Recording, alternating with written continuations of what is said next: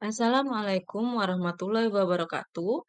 Berikut ini saya akan menyajikan presentasi kelompok kami dari ruang kolaborasi modul 2.1 kebutuhan belajar murid melalui pembelajaran berdiferensiasi. Adapun untuk tim kelompok kami yaitu ada Ibu Berta Ulemunte, saya sendiri, Vicky Silvia, ada Ibu Erpina Indrawati dan Ibu Yeni Puspadewi.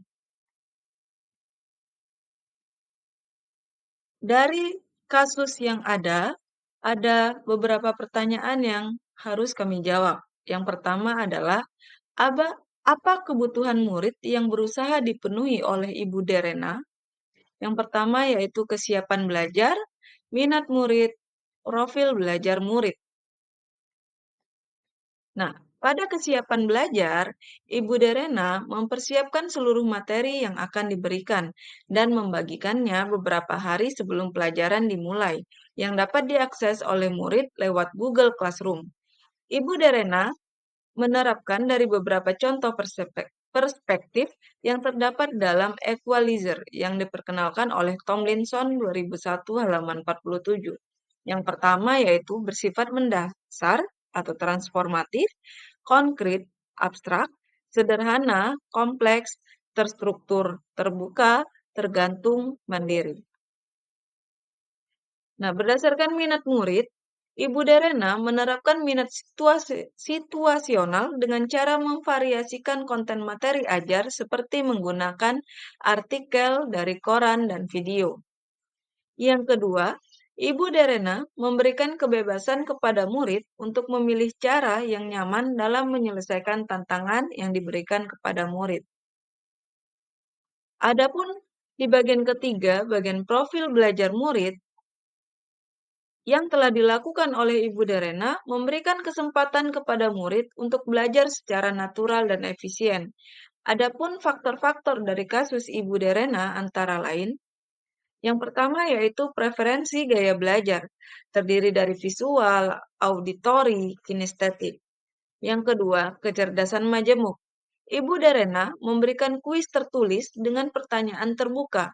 Setiap murid memberikan umpan balik terhadap tanggapan murid yang lain. Murid membuat jurnal refleksi.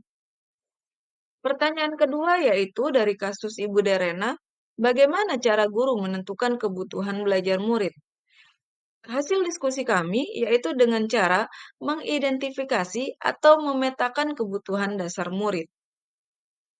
Nah, adapun dapat dilakukan dengan cara berikut ini. Yang pertama yaitu mengamati perilaku murid-murid mereka.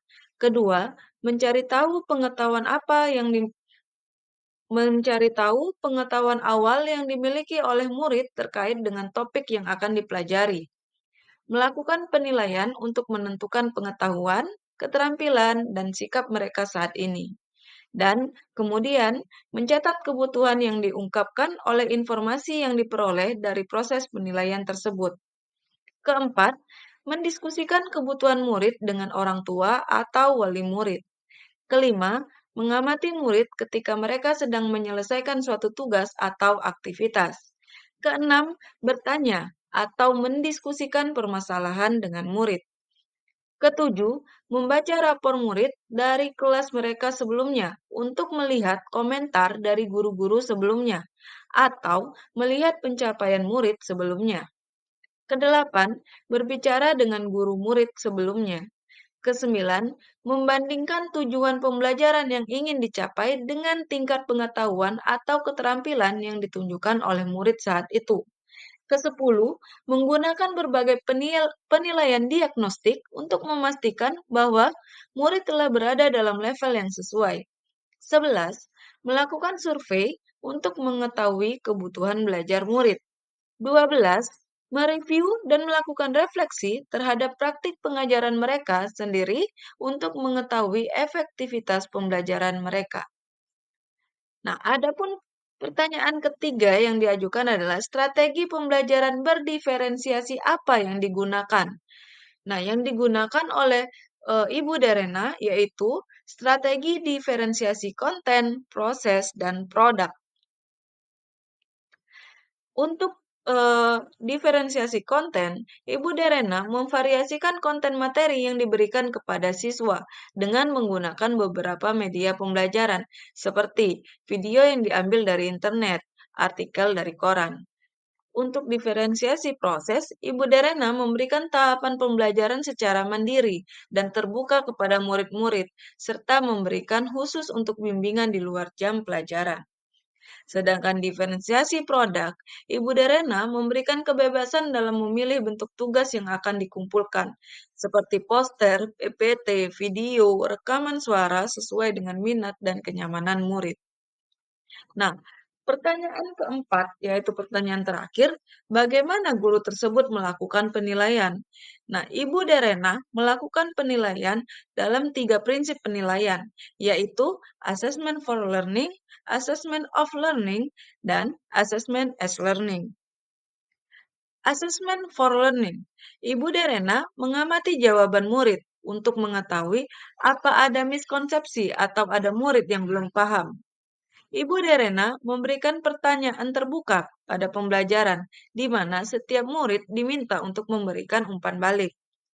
Sedangkan untuk konsep assessment of learning, penilaian utama dilakukan melalui tugas akhir yang mengharuskan siswa membuat paket info digital. Tugas ini bertujuan agar siswa mengidentifikasi ancaman pada lokasi di wilayah Indonesia yang berdampak negatif pada 3 tingkat keanekaragaman hayati. Selain itu, mereka diminta memberikan rekomendasi penanganan. Yang kedua yaitu penilaian berbasis rubrik. Bu Darena telah mengembangkan rubrik penilaian yang jelas dan transparan. Rubrik ini digunakan untuk menilai tugas akhir siswa. Ini memberikan panduan yang jelas tentang kriteria penilaian. Yang ketiga yaitu assessment as learning.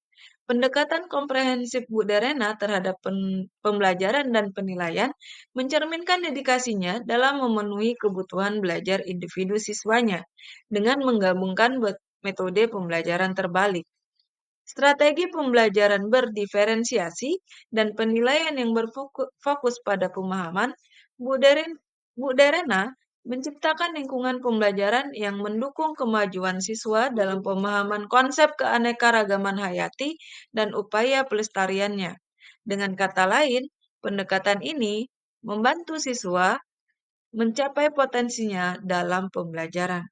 Demikianlah hasil pemaparan dari ruang kolaborasi kelompok 3. Terima kasih. Wassalamualaikum warahmatullahi wabarakatuh.